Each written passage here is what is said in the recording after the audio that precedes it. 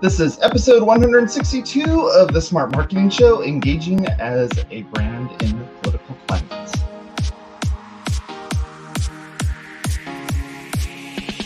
Thank you to our sponsor, ServerPress, makers desktop server. They make local WordPress development easy. Check them out over at serverpress.com.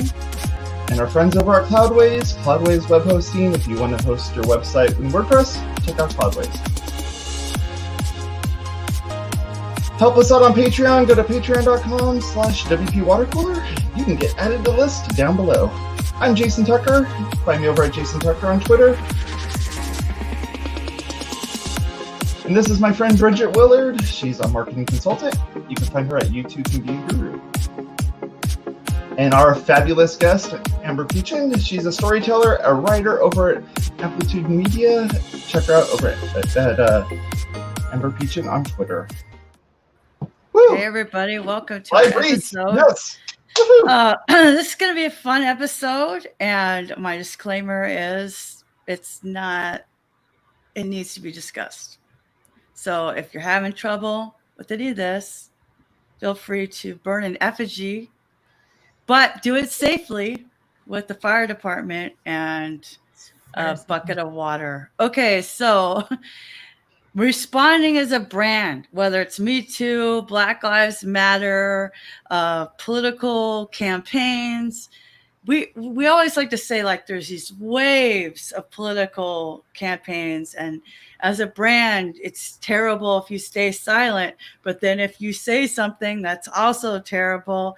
And so brands just go, or they decide, or their demographic is narrowed very quickly. So, as Amber says, there's a gray area between those two extremes. So let's talk about it. Let's talk about the elephant in the room, the thing that nobody wants to talk about, the thing that nobody wants to acknowledge. Because even this week, I was like, as a woman in tech who is not a developer or gay, I am the minority in WordPress. So there's not very many white, single, straight, conservative, Christian, non-developer women in WordPress. That's a lot of qualifiers.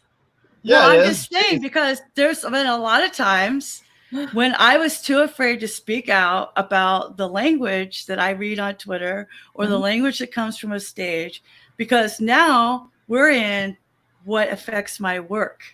So whether it's a personal brand or a company brand, there's been many times where I have said nothing. Even when the Me Too movement came out, I'm like, girl, if you haven't been sexually harassed, you just haven't tried it hard enough for your career. Like, I'm a Gen Xer. That was like given, right? And so, but you can't say anything or you're going to get fired. And if you say it's for cause, if you try to say it's cause and you sue, then it's even worse. Now you're blacklisted. Right. So, so let's start. Let's talk about Yeah. Okay, so when things are happening and not at a personal level, like one of those situations, but at a national level, right? How do you navigate that online? Because being silent is kind of... It depends. So that's that's the short answer, the TLDR version. It depends. Literally our favorite thing to say on this show is it depends. It depends. Well, because there's not a monolith of humans, of companies, of issues, of any of the things. So I think that it helps to have like a very simple framework to determine if you should say something, what you should say, and how and where you should say it as a brand. And that's where I think, like this month, it is Pride Month. I'm currently in my niece's purple rainbow sparkle heart room. And so I'm on theme. And we celebrate Pride Month at my house. I have 3 of my 4 kids are somewhere on the rainbow spectrum. And but we are also white. And we are also like fairly privileged when it comes to finances and security and family support and things like that. At the same time, like, I run a business, and what does my business Sarah do? And when your business is small, if like Bridget is Bridget, I am myself, and I have one partner, and then we use contractors for different things. But our legal business entity, there's 2 of us, minus the dog, who's the director of HR. But so what we say and do as a 2-person entity is going to be completely different than what like Nike decides to say and do, or Ben & Jerry's decides to say and do. But then there's the other ground too, where a friend sent me this morning a statement on a Facebook page for his local wrestling gym for kids. And it's not going to be good for them. Like, it's just not, like, it's a rant. It's just like exploding words onto a page. And so there's a couple of different approaches. So I would say, like, I kind of have a couple of touch points, and then we can go back and talk about them. I think that might be the best way to do this. So yeah, first, I think so. Know your brand. Second, know the topic. Know what it is that you're talking about. Know your audience. Be authentic. And so those are the things you should do, but you should also, like, the don'ts are: don't sell. Don't assume to understand other people's positions. Don't assume to understand other people's knowledge about the situation either. And don't be tone deaf. Like, those are kind of like, so there's the do's and there's the don'ts. And I think, first of all, too, I want to acknowledge, like, this week has been, obviously, and last week, like, the whole tone of the entire country and world is focused on America's treatment of Black people. And it's Black Lives Matter.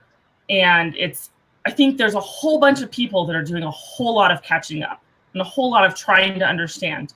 And if your brand doesn't understand, your brand should not make a statement. In my opinion, I think your brand should learn. I think we should all learn. And as individuals in our brands, we should be learning. But like, Nike made a pretty powerful statement last week. So did Ben & Jerry's. Those are 2 that I mentioned earlier because of the statements they made. Yeah, and they're like, Nikes. Yeah. And they even they even kind of blurred out their slogan as well. Oh, it's just like, wow. That's actually really well done. It's really well done. Now, Nike has a ginormous advertising team. They have a ginormous PR team, but they also, and a ginormous brand. However, Nike knows their brand. They have been, and they know the topic. They supported Colin Kaepernick 2 years ago. Yep. Vehemently supported him. Right. They doubled down on their support of him. They know the topic because they've been in it for so long, but also because it is part of their brand values, right? And then they know their audience, and their audience, their revenue went up with their support. Now, I'm not saying, because it's the next one is be authentic. They aren't doing it as a performance art piece. They aren't doing it to try and any of the things. They're doing it because their brand messaging and their brand values and their company culture, it all aligns. So if you're all in alignment, and they didn't just jump in one day and be like, oh yeah, we've decided that Black Lives Matter, and we're going to be all over this. This is something that they've been doing their entire, well, I don't want to say entire, because I don't know if that's accurate, but for a long time, they've been doing this. And so they aren't selling anything.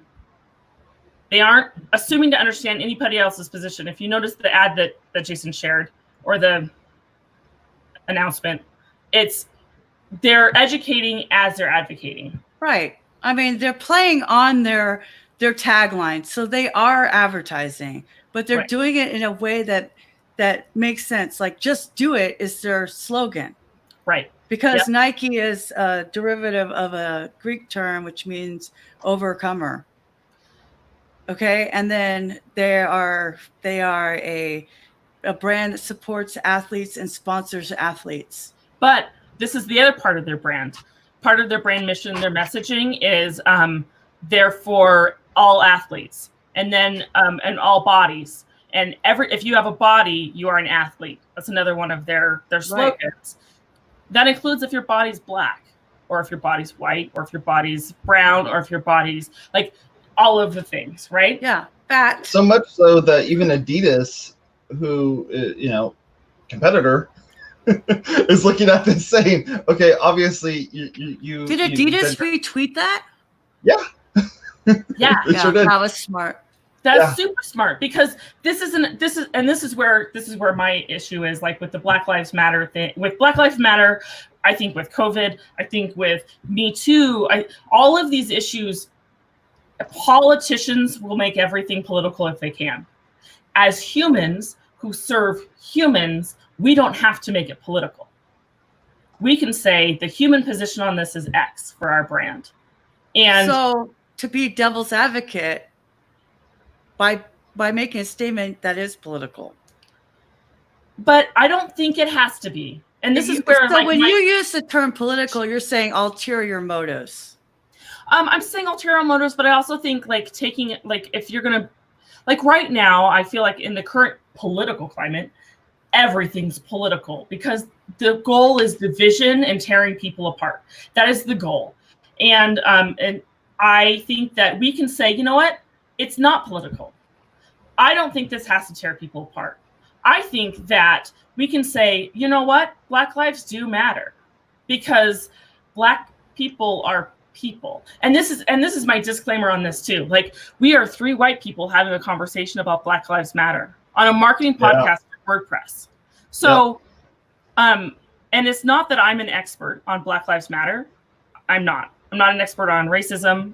I'm not an expert on, but I am a fan of humans.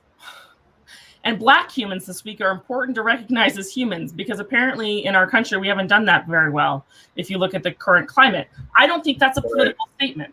It is not a political statement to say, I love humans. And this week, Black Lives Matter, but last week they matter too. And the week before that, and the week before that, and until everybody hears that, I'm going to keep saying it. Yeah. And I don't think that has to be a political statement. And for the people who want to make it a political statement, I typically am like, I don't think it's about division. If you're seeing division, it's because it's what you want to see. It's about uniting and bringing people together to support Black people in our country. And until white people and white brands, which I hate that I can say that and have that be an actual thing, but it's a thing, right? Do that, it won't happen. And so, like, let's look at Ben and Jerry's for a minute. Did you see their statement that they put out? So Ben and Jerry's is arguably the whitest brand possible. Well, they're from Vermont. And they're 2 old white dudes, right? They're also like super liberal hippie dudes. But yeah, they didn't just say like Black Lives Matter. They said Black Lives Matter and we're going to dismantle white supremacy. Yeah. We're going to burn it all to the ground. Now, that is a completely different tone and approach than Nike has, right? Right. Yeah. However, if you know anything about Ben and Jerry's, it is completely on brand for them. Oh yeah, they dismantle all culture. They're constantly they are the Woodstock hippie anti-culture from like, and they've constantly been like that.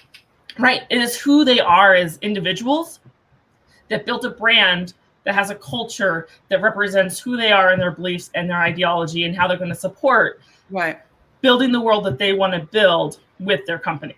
Right. But so they know their brand, they know the topic. They're not strangers to purging racism either and dismantling all of society to be a better place, or their version of a better place. They know their audience. They know that the people who spend $5 for a pint of their ice cream know that they're doing that because of who they support. Yeah. And they're not just walking the walk, they're talking the talk. They're being authentic. So they have the ability, their dismantling of white supremacy has bullet points and an action plan and financial backing. And that's where I think smaller brands can get into a murky place. Because smaller brands are like, yes, we believe this and this is what we're going to do. And they don't actually follow through once the hashtag isn't trending anymore. They don't make actual systemic change within their culture and organization. So if we think about the Me Too movement, if a company CEO has 15 people come forward and accuse him of being inappropriate, sexual assault, all of the things that work, and they fire him from the board, and they say, you know, we believe women, we're following through all these actions, we're going to take these steps. And then when nobody's looking, they stop doing anything. Right. And they still have a culture that supports the kind of person that they fired. I mean, that happens in WordPress all the time. And me and my friends are like, oh, congratulations, you hired another white man. Exactly. And that's where I think you have to make these actions where you're like, this is what we did wrong, and we're recognizing it, and this is how we're going to fix it. These are the steps we're going to take. And then what is your accountability on that action? How do you follow through? And so that's where it's like, what are your brand values that help you live up to that? What are the steps that you're taking that help you live up to that? And how do you follow through on all of the things? And that's one of the things where I'm at my sister's house, and my brother-in-law and I were having a conversation a couple nights ago about Me Too, actually. And specifically about a famous comedian who I really love, who's now my name. I love his comedy because I think it's smart and funny, but then he's also, it has to be Louis C.K. Yes, thank you. Really smart, really funny, but then he's like also a creep, apparently. Right? Right. A lot of people. And then my brother-in-law's, but what is it he says? Because I said, you know what my problem is with him and all of the other comedians and all of the other famous people who are like, oops, my bad. Guess I'm kind of rapey.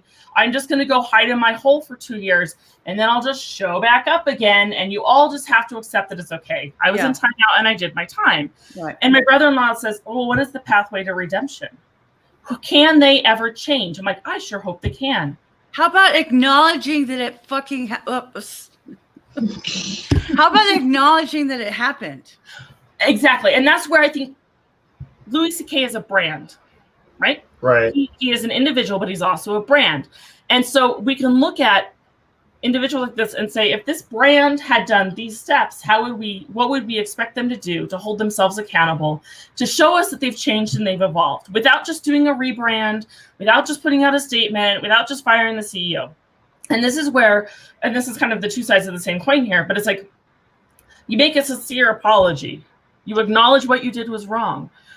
You also have actions that show that you've changed. And then you follow through on those actions and you hold yourself accountable. People can change, brands can change, but you have to actually change. It can't just be performative. And so this is what I'm saying to brands who've never made a statement about anything political before, who feel like, okay, well, Black Lives Matter is kind of a big deal. I should probably say something. And I'm going to say that if you say something, I'm not saying, I think it depends on who your brand is. If this is your first time recognizing that maybe your brand is a company full of really white dudes in tech, and you've never considered the fact that your company doesn't have any diversity at all. Or can I butt in right here? Or diversity with a voice. If you have one Black person on your team or one woman on your team, that does not make diversity. No. Unless there's only 2 people on your team. That's true. Because I can't even tell you how many WordCamp teams and companies I worked with where the decisions were made. The title was there, but not the voice. They did not have. You talked about this on an earlier episode. It's not really diversity unless that person has a voice. Unless they can speak up and be heard.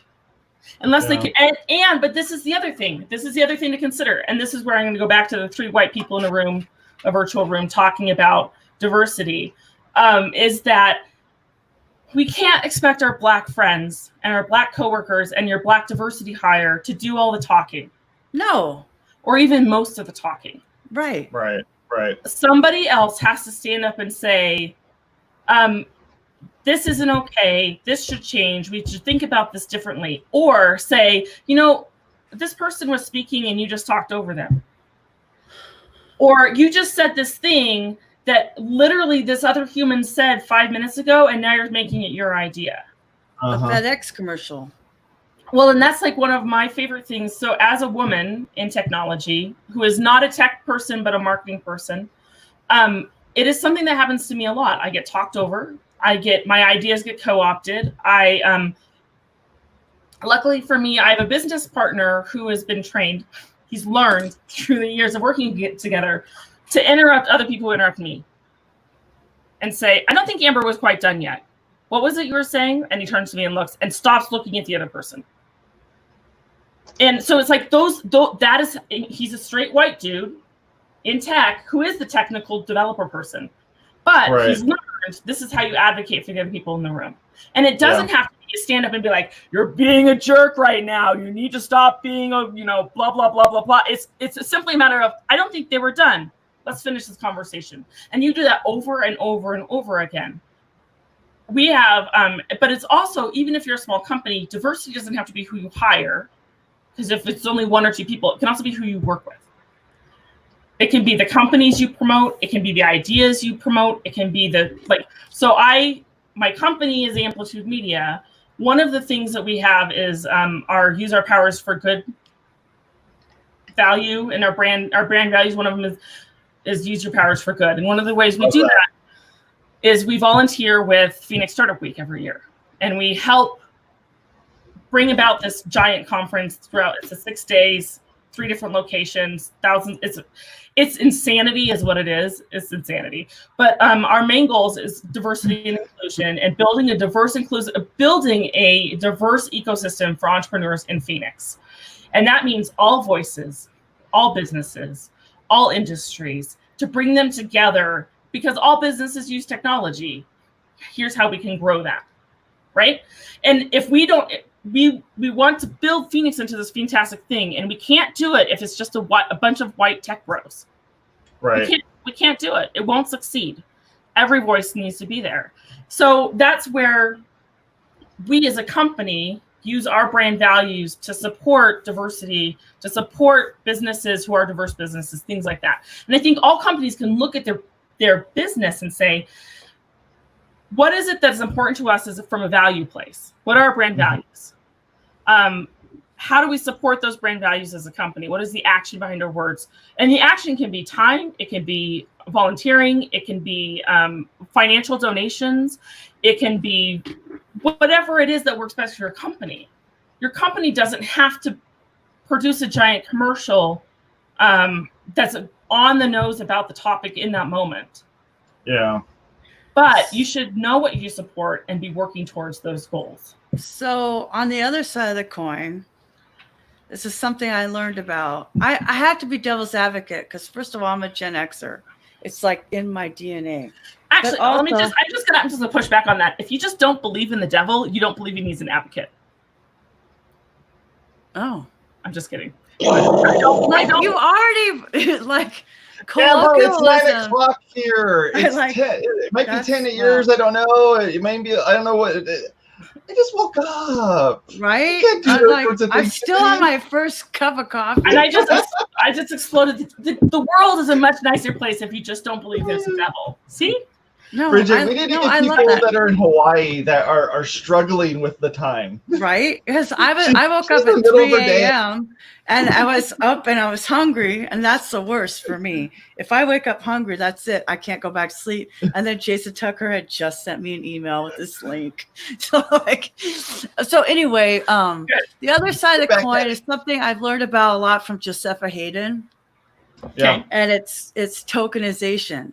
So back in the affirmative action days, we'd be like, oh yeah, so I'm the white girl, I'm the black guy, so that you guys could still do what you do.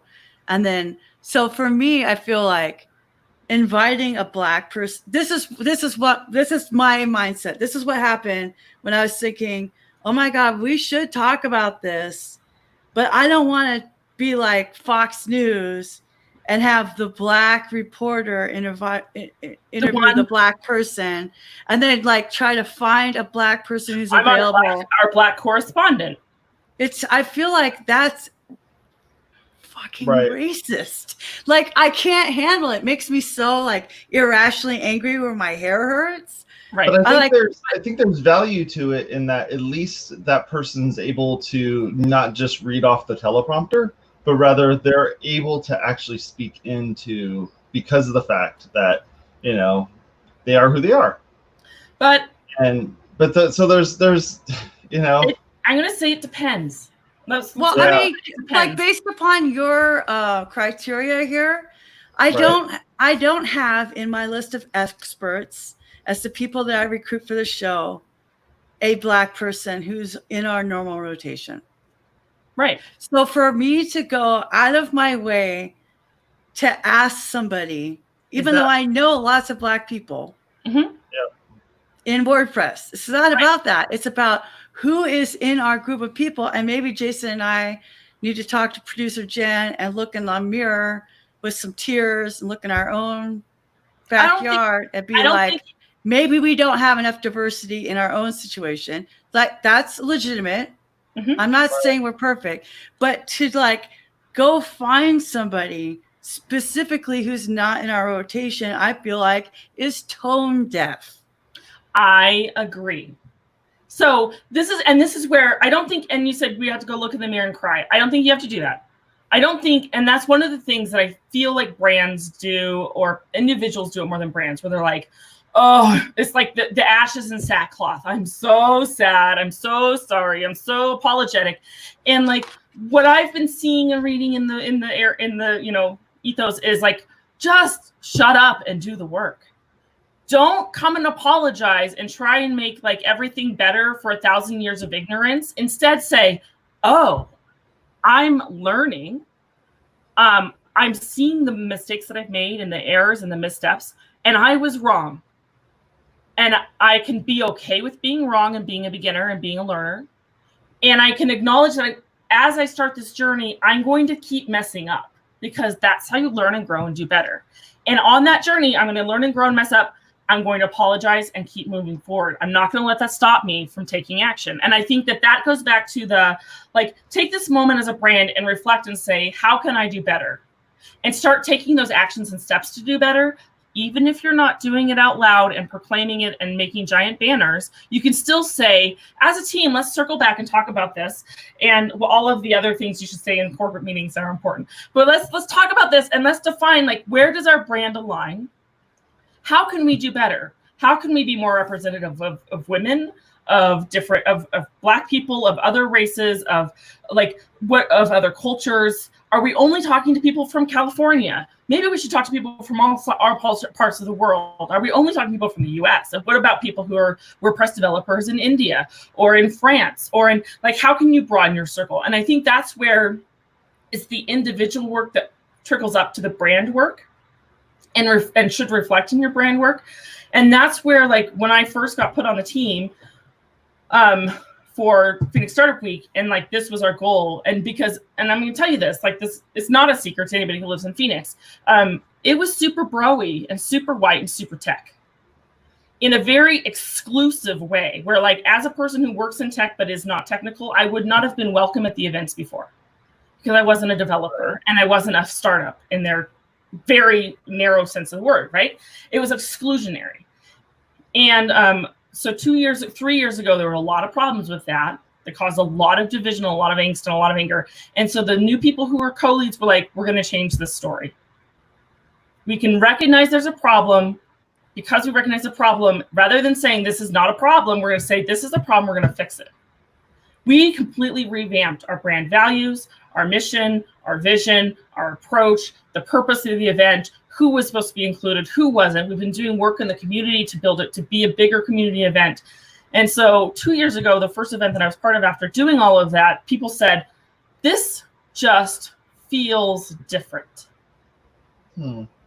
Which is what a brand should do, is create a feeling, right? So I was like, that's all I wanted. But we also, like, because, and so this is where the tokenism part comes into play. What is consciously changing a tone and changing of the values and changing your approach versus tokenism? And I think it comes down to behavior. What's your authentic reason for doing it? What is your behavior doing to change it? And is that sustainable or is it performative? Are you putting on a show, or are you trying to change culture? And you can't, and this is the other thing, you can't change all the things all the time for all the people. You're only one person, you're only one brand, you're only one whatever, right? Choose what it is that's important to your person and your brand and start there. Start with, what is the first thing you can do? You guys can go talk to your producer, Jen, and have a conversation, talk about how to broaden your network. I'm assuming Jen is also white. So maybe. Well, the three of us are best friends, and then we just started the show. Right. Which I don't think, and that's where I'm like, I'm not trying to make you feel bad. Like, it's just one of those things where like, oh, it's in my consciousness. Like, it's a matter of reaching out and saying, okay, there are lots of really smart Black women and Black men in the WordPress community. Yeah, right. I know them. Right. And you know them. So maybe, and it's a matter of saying like, we are looking for another guest to have on, and look for somebody who has a different skill set than either of you too. Yeah. So somebody who adds that bit of diversity too, where diverse thought, ways of diversity thinking, of thought. Yeah, the diversity of thought of thinking about WordPress. But then say like, we're looking to bring somebody in on a, every 6 weeks or whatever, in our regular rotation. And I think it's okay to say, we're acknowledging that we don't have enough diversity in our show, and we want to broaden that. I went the opposite way, and Jason is such a advocate for women that we've been having mostly women on this show. I literally said, I don't have enough men guests, and one of my favorite ones just died. Yeah. That's real. That was literally a conversation. Yeah. And I went, wow, I went the opposite without even realizing it. Mm-hmm. But because who's most of your network? Women. Right. So, and who's most of Jason's network? Also women. I don't know. Yeah. Well, yeah, because he's like, I'm not a tech pro. We're speaking over him, for him. No, it's fine. It's fine. And I think for me, it was that I wanted to make sure that we didn't fall into that, where it's like, we didn't fall into that. I wanted to make sure that we are not only just checking ourselves, but we're restricting ourselves because of the fact that we're checking ourselves. And I don't know the best way to navigate that in the sense of inviting people into that way. It's like by saying like, I'm looking for more, Latinx people. I'm looking for more Black people. I'm looking for more, like any of those sorts of things. It's like you're looking for that just because of the fact that they are who they are. And it feels like it's a tokenism thing. Yeah, kind of. Yeah, I would say so. It's like when you go to the store and you're like, I'm only gonna buy just the brand, like the store brand version of the stuff versus, or I'm only gonna buy the small business stuff from only local farmers or something like that. But people do that, right? People say, I'm only buying local. Why do they do that? Well, because they want to support the local, the local people. Does it feel like it's tokenism to say like, I'm only going to buy things from my local town? Does it feel inauthentic?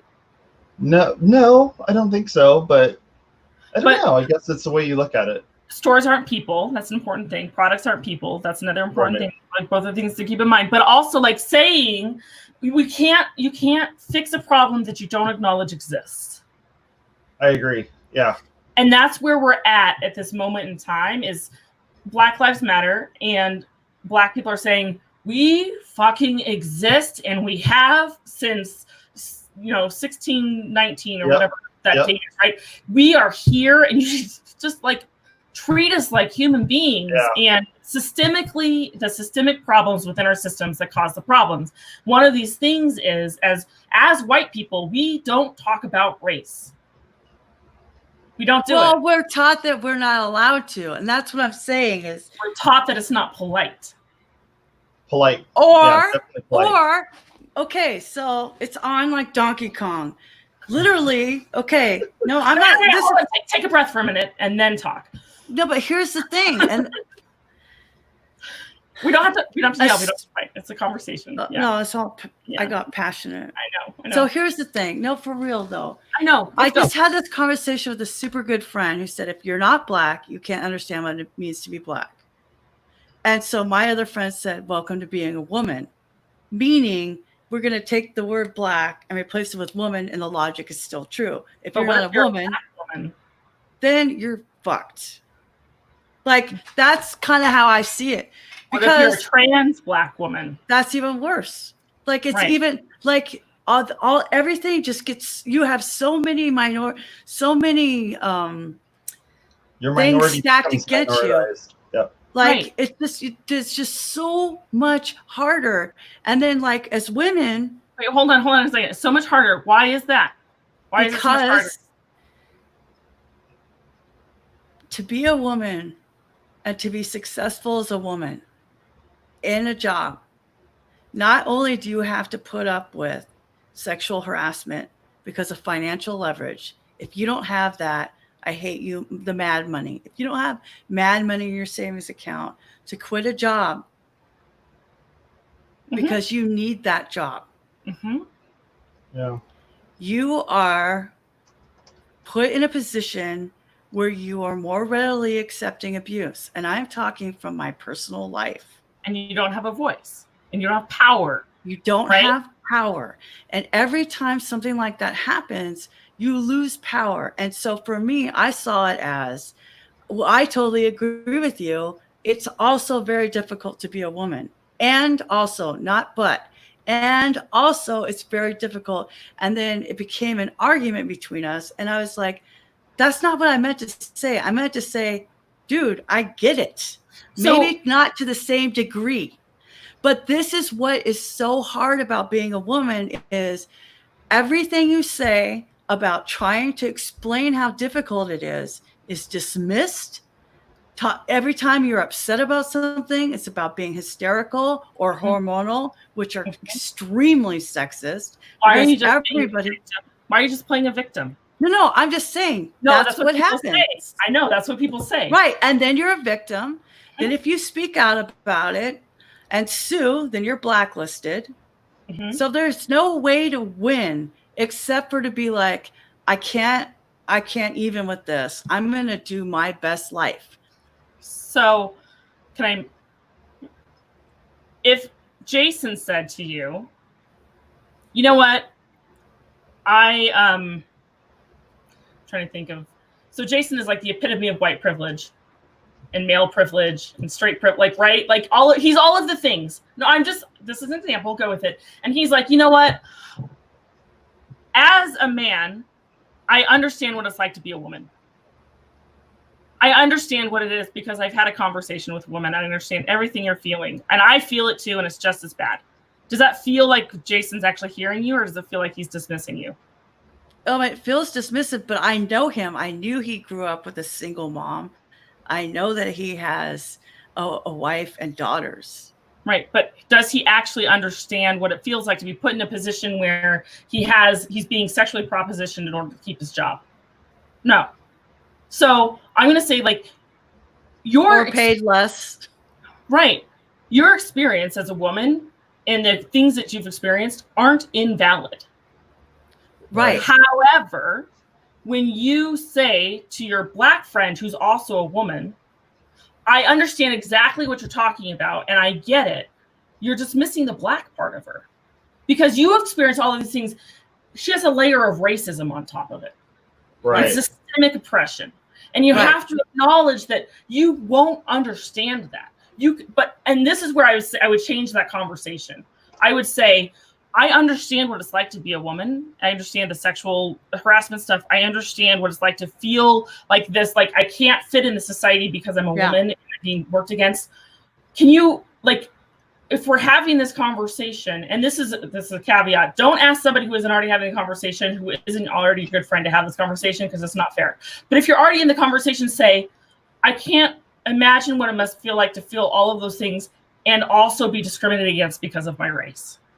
Right. Or my sexuality, or my layer of layer, right? And then you're like, instead of it's that whole conversation between empathy and sympathy.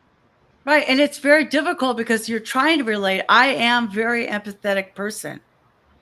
Right, and you're coming from a good place. Right. And so I didn't say that he doesn't get it. I'm saying, and I'm trying to amplify what you're saying because I am part of an oppressed but it doesn't feel like that. Demographic in So it's the same America. thing as Jason saying, like, I understand exactly what you're saying and it feels dismissive. When you say to somebody who's Black, I'm a woman and I understand exactly what you're experiencing. Well, I didn't say it that way, but also this, so this comes back to the point of the show, Amber. Right. I know. Go ahead. So do you say nothing? No. You don't say nothing. I'm trying. I know. Me and my position to say something. Yeah. Because I believe my friend is right. Right. Yeah. So, and in this conversation, he got upset and he got hurt, right?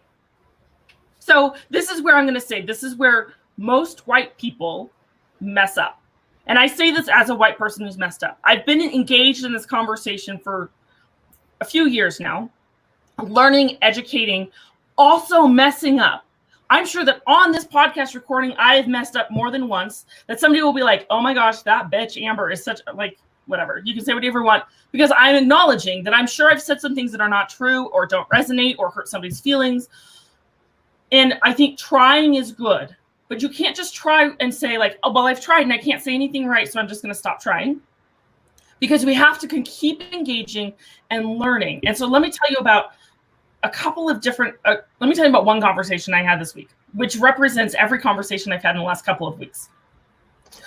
So I feel like as somebody who's been engaged in the conversation longer, one of the ways that I can advocate for the Black community is I can jump into these conversations where white people are being obstinate and aggressive and help try and deflect some of the conversation and have, because as a white person, I am more likely to be listened to than the Black person. And so I can help amplify what they're saying, reinforce what they're saying, right? I know, Bridget, this is making your heart hurt. But however, this is the thing, is that, so I'm in a Facebook group for PR professionals in Phoenix. And a woman who is a PR professional, but is also very white, comes and she's like, I've decided to save all the Black businesses in Phoenix, and this is how we're going to do it. And she is on Wednesday announcing that she's having this fancy, like whatever on Friday to bring all the Black business owners together with the media, which what she means is all of the white media. Right. And this is what we're going to do. And all of us are doing the Bridget face right now. We're like, oh no, The white savior. See the white savior? You can't do that. You can't. And so we engaged in this conversation, and we have people in Phoenix who are Black, who are PR professionals, who run agencies. We have people in Phoenix who are members of the media who are also Black. Like, and they're in this group and on this page. And as a courtesy to her and a professional courtesy, they're like, this is a really bad idea. Like the idea is good from in one place, but you need to slow down, be strategic. Like, if I haven't heard about it, this can't be the biggest event of the year because I represent half of the Black businesses in this industry in Phoenix, at least, and none of, like, all of the things, right? And I'm just trying to do something. And if you don't like what I'm trying to do, then you can just not, like, and she's talking over the Black voices, and they're like trying to help, and they're trying to like give her recommendations and slow her down and like, let's put this off for a week or two. Right now, the Black community is hurting and in mourning, and you're going to try and do this? Like, and what she's asking for is the Black business people to show up and talk about their struggles and talk about why business in Phoenix is hard for them as a Black business owner. And like, she's making, it's all of this, it's called struggle porn is what it is. Like, and she's asking for this, all of this emotional labor. And the more people said, don't do this, the more she was like, I'm just trying to help and nobody can say anything, so I'm just going to keep doing it.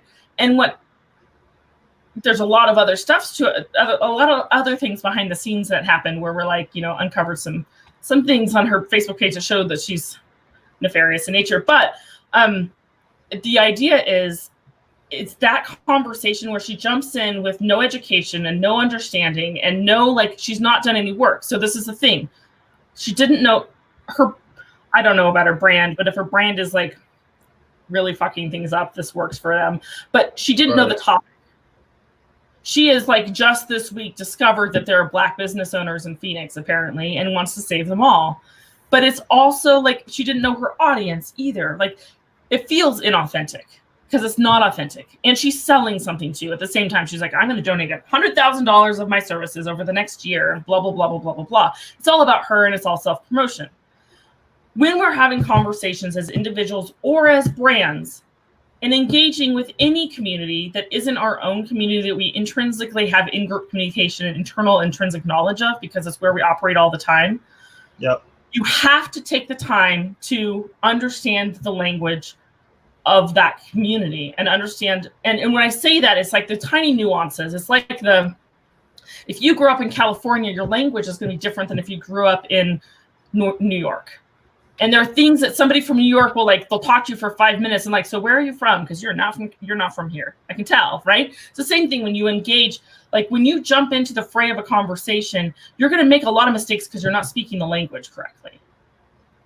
And what I mean from that is when you jump in and you say, I know what it's like to be Black because I'm a woman, you've missed the mark.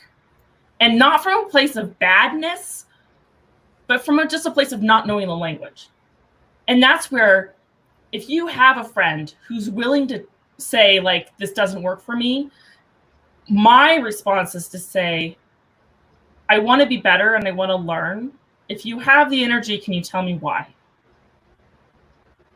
And that's where you say, I'm new to this and it's okay to be a beginner. I'm learning and I'm unlearning my 40 years of life on this planet as a white person.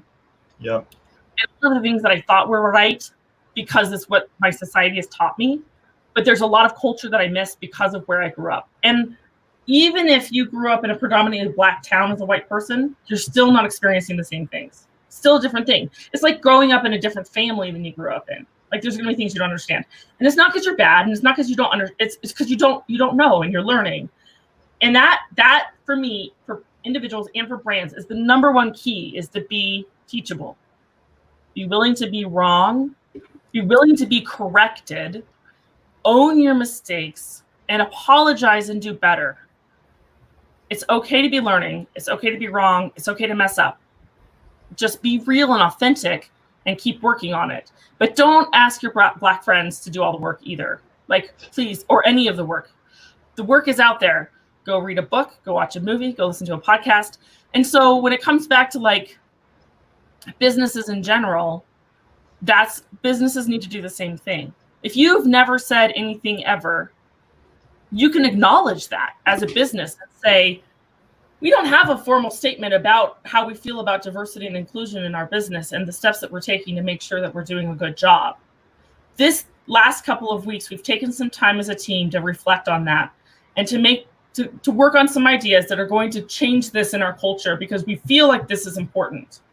Not only for us, but for the members of if you have 100 people in your organization, say for the people in our organization, this is important because we value their voices.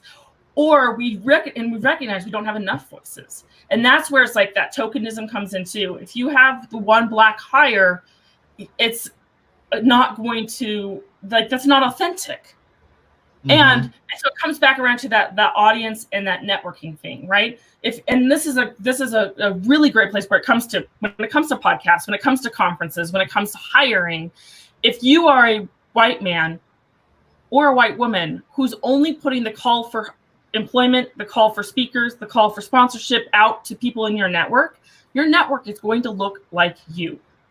Right. So one of the ways to approach it is actually to reach out to somebody who you know and who is respected or whatever and say, and this is where I say you have to be intentional, but you have to be authentic in your intention.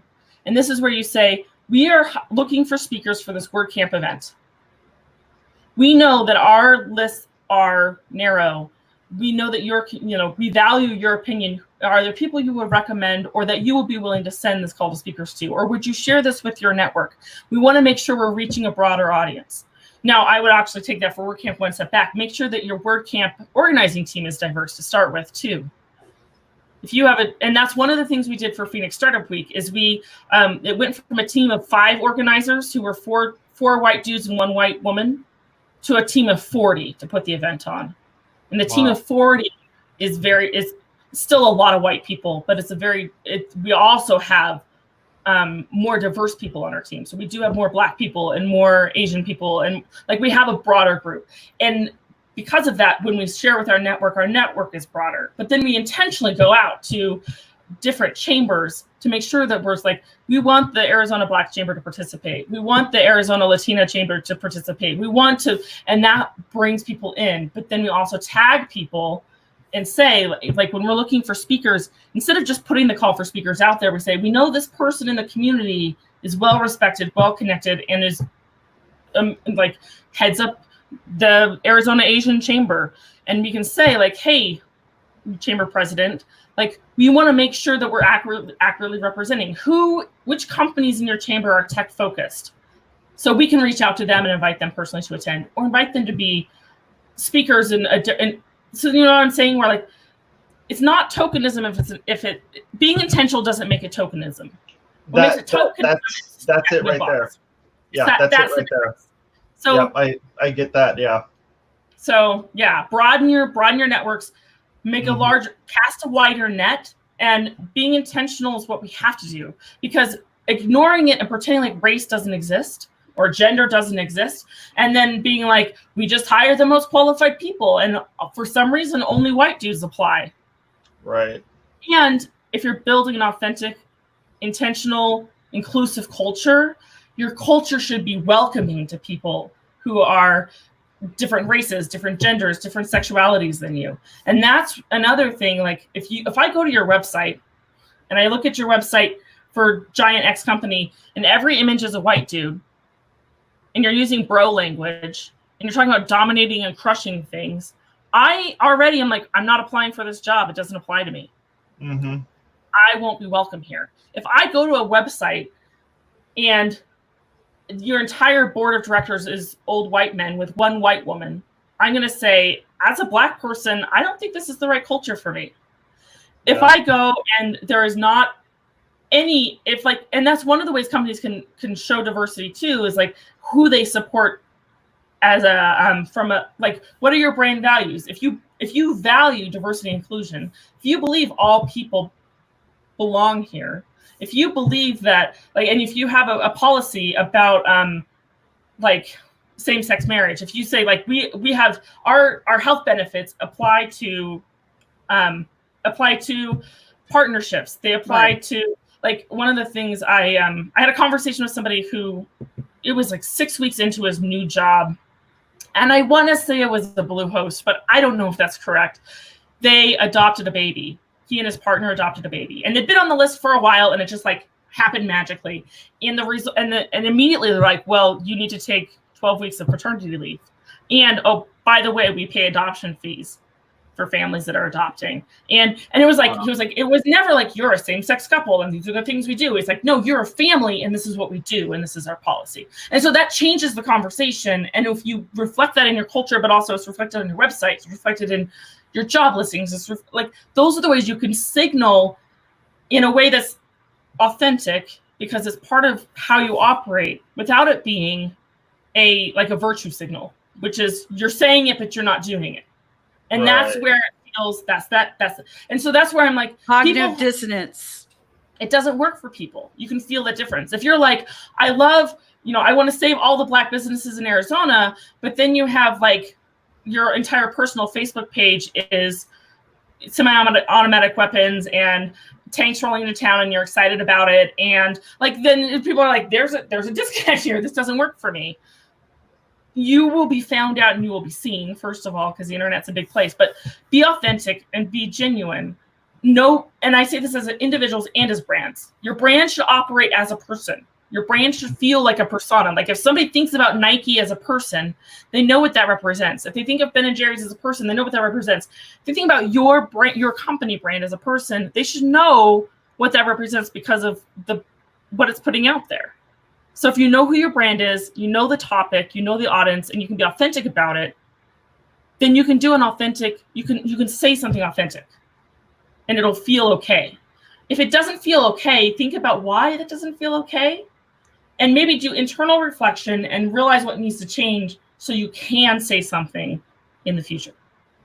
And I think that's okay to do too. But never, any kind of thing happening in the world that you want to make a comment on, don't ever, ever, ever, ever, ever sell.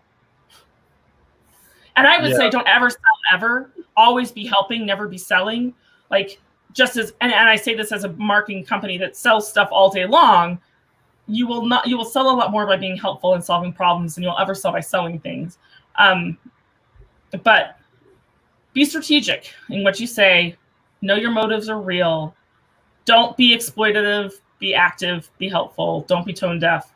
Like, and the most important thing is like, be okay being wrong and being corrected, and listen and change and do better.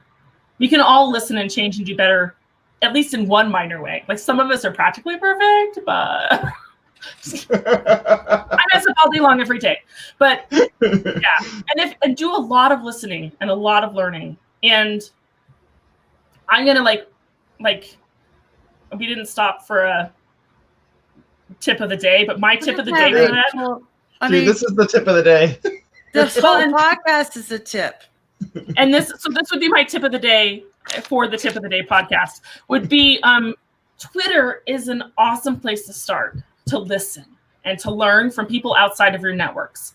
And this is where, like, if you look at your Twitter list and you're like, oh, I only follow 5 Black people and 1,000 white people, then I would start saying that maybe you need to broaden your bubble and listen, like find topics that interest you and people that interest you, and then find who's having those interesting conversations that keep broadening your network that way, and listen to the conversations that people are having, because people are more than one thing. Like, you can be a trans Black WordPress developer, like a whole list of things, right? Like Bridget, your whole list of things at the beginning, right? We're all more than one thing. We all have things to learn from each other. But so that's like when I first like jumped into Twitter like hardcore, like I need to engage, was when I started with Phoenix Startup Week stuff. And I was like, I realized that my network of Black women in tech was not broad enough.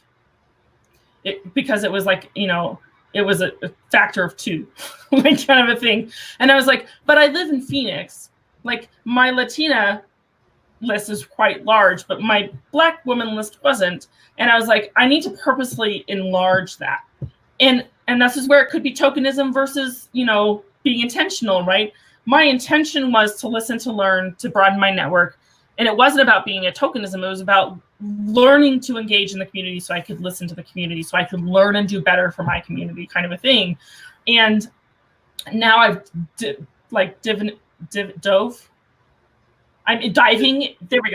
into like the science Twitter, and I'm intentionally looking for women to follow. I'm specifically looking for women who are Black, Latina, who are LGBTQ, because I want to be part of those conversations. I want to hear those conversations, but also, like, I have a daughter who is she's gay, but she wants to be a microbiologist. And I'm like, I need women for her to look up to. Right. Yeah. I don't have any of those women in my circles. Like, so I want to be able to say, like, here's somebody that you know, or that I know at least, that you can start to, like, here's some things to look at, and here's some resources. But then all of these humans are sharing their knowledge and their wisdom and their hearts on Twitter, on their blogs, on their websites. And so you don't have to go like knock on your Black neighbor's door and say, tell me about what it's like to be Black, which you would never do, like, but as a human, right? But instead you can say, here's a bunch of voices that are active in an active conversation that's active right now. Yeah, just read it and don't say anything. Right. Or read it and don't say anything unless you have something positive to add. Well, I mean, if it's not your friend, like I had that conversation with my friend and I already screwed up. Right. Yeah. Don't jump in and tell somebody how to be Black. Yeah. Don't ever do that. Yeah. But I think also listen. You're right, though. Listening. Listen. Listening online means reading. Right. And then without typing. And amplify. And so, and the more you do it, though, the more, like, I saw an interaction that was a few weeks ago before Black Lives Matter like before George Floyd was killed. It was during quarantine, and a white professor at a university who's in charge of the diversity and inclusion program at that university posted, just because we're in quarantine doesn't mean the diversity and inclusion stops. So you have to take extra effort, right? Nothing wrong with that statement at all. Somebody else, a reporter, jumps in and says, I'm curious what you mean by that. Can you tell me a little bit more? She's like, well, in academia, diversity is a really hard, like we're really struggling with getting it right, essentially. And then a Black female PhD student jumps in and says, because she says, can you give me a list of ways it's hard? And this PhD student jumps in and she's like, there are a lot of resources out there that you could go find. There are a lot of Black academics talking about the extra labor that's required for Black students to do well in college, and especially in PhD programs and master's programs. And the white reporter ignores the student and says to the professor, can we schedule a call to talk about this? Now, the professor at that point should have amplified the voice of the student. Right. She didn't. And so, as somebody who's been watching the conversation unfold, who knows none of these people, I go to the Black students page, find she has a pinned article about this, and like answering this woman's questions. Essentially, it's like, you know, this 3,000 word article with then this huge list of resources. I mean, it's phenomenal. I should probably share it with you. It's phenomenal, and it talks about the extra cognitive load that students carry, the extra things that are required, and all of these things. And so I go back to the conversation. And I'm like, actually, you should have really listened to her. Like, she's your expert here. Here's an article she wrote. That's a great place to start. If you're smart, you'll include her in the conversation. Yeah. And I thanked her for her article too, because it's phenomenal. And it's like, that's the kind of things that you can do that don't require you jumping in and saying, this is the Black experience. Instead, it's saying like, you did a white person right here. You ignored the voice of knowledge and experience in favor of somebody who looks and feels like you, so you feel like you're safe. And so this is the kind of thing, it's subtle. It's not, and I wouldn't say that either of these women are probably racist or would say that they're racist. But the way that our subconscious works is it's easier to turn to that. And so that's where I'm saying that intentional versus tokenism is intentionally saying, where can I do better? How can I expand my circles? How can I do a better job?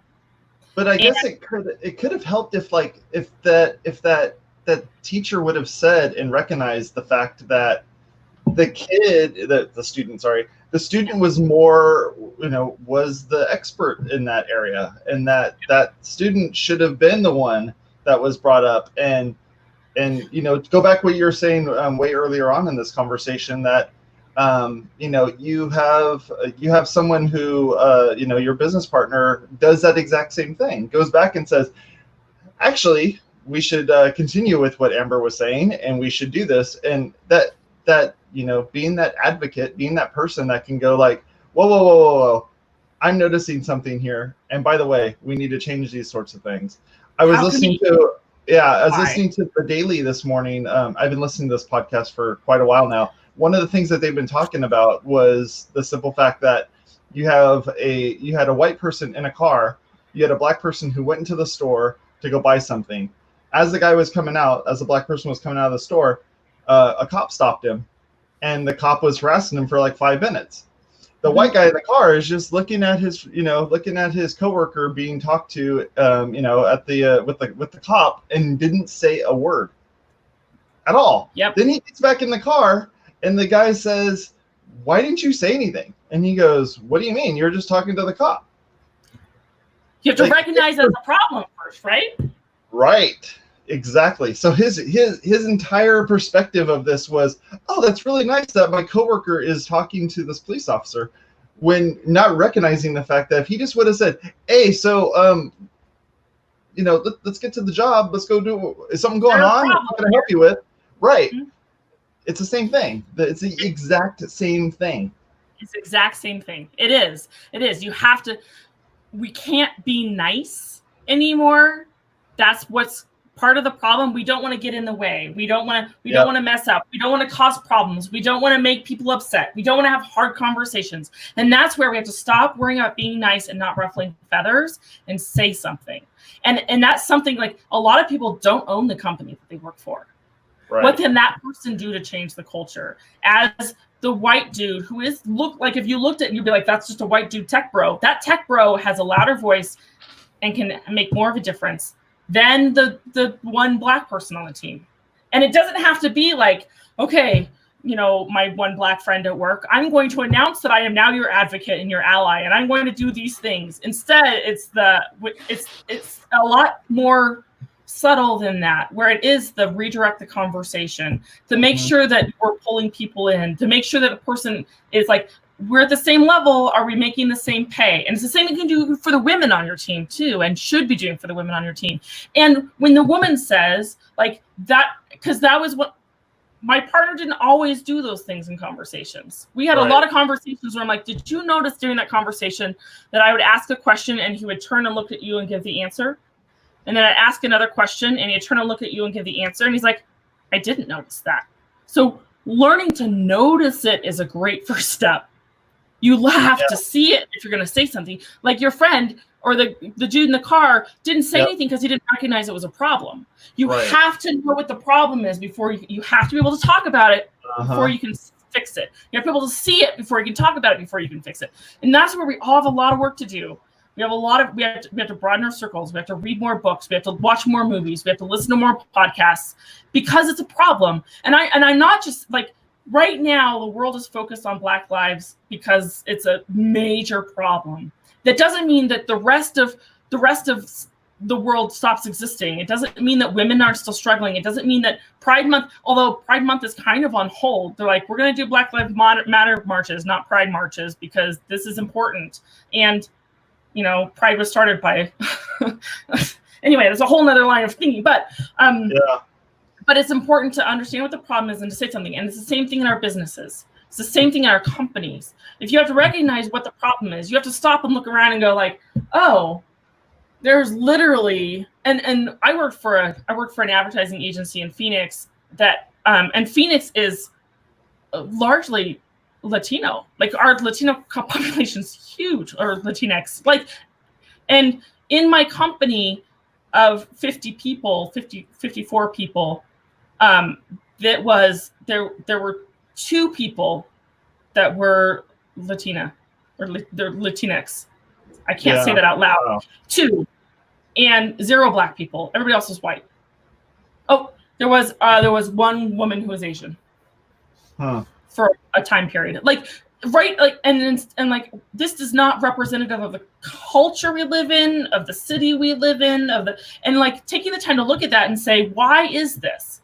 Instead of saying like, we need to make sure we can check all of these boxes, say, how can we make sure that we're reaching out to the right networks of people to have more voices? Because it becomes insular and inbuilt and inbred when you're like, well, we only asked the 5 white dudes in the company to recommend the job to 5 white dudes that they know. Like, and instead of making it broader. And there are, by the way, there are a couple of platforms out there for HR specifically that will help you look for more diverse hires. Like, because people don't have the networks, because of how our cultures and our communities are built. And so it's like, it's okay to be intentional and say, we need to hire more women. We need to hire more people of color. We need to hire more, whatever your company's lacking. And you can go to these staffing places and say, I'm looking for people with these skills. The goal is to hire someone with these skills, but we want to make sure that we have more women's voices at the table. We want to make sure we want to have more Black voices at the table. We want to make sure we have like all of the things, and intention is important. And it's, people will turn it and they'll say like, this isn't, and it is the checkbox thing.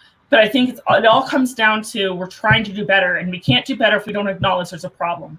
We can't acknowledge there's a problem if we don't know what the problem is. And now we're all hyper aware of the problem right now. This is now a great time to do it. Yes, re-examine it. And then I'm going to say, like, the last thing is, and don't stop. Yeah. Don't stop when the hashtag stops. Make it part of your brand, part of your values, and always be working to do better and learning more. And that's how we make actual change and real change, and with ourselves, in our companies, in our communities. And yeah. That was your mic drop. Don't stop when the hashtag stops. Amber, I want to say thank you very much for being on the show with Bridget and I. We really appreciate it. You're always a great guest to have on, and I don't know, it's a breath of fresh air to be able to discuss these types of things and be able to kind of get through this. I mean, we went 10 minutes over. On an already hour-long show, we went 10 minutes over, and we still have people that are watching, that are jumping in, and that are listening to this stuff. So it's not like awesome. I always want to be respectful of like the time that we're giving and the time that we're wanting to do this, but I'm also respectful of the content that's being said as well. And I would have been like, oh, Amber, 10 minutes ago, can you just be quiet? Like, I gotta end this. And oh, by the way, we should have stopped because we need to do an ad. And by the way, we need to do this other stuff. No. Like, this is a totally different thing, and this is something that needed to be discussed, looked at, and talked about. And again, from Bridget and I really appreciate it. Thank you. Well, thanks for having me. I'm glad to come on. I like having hard conversations because I feel like people don't want to talk about it because it's hard and they don't want to be wrong. And yep. And they feel like it has to be political. And I feel like it's about people. It's not about politics. And we have to have hard conversations if we're going to come together and be good humans. And that's the whole goal of life, right? Yep. All right. Well, I want to say thank you again, and I want to say thank you to our sponsors, Cloudways, as well as desktop server makers of ServerPress. Thank you very much for helping us out, and we'll talk to y'all later. Bye-bye.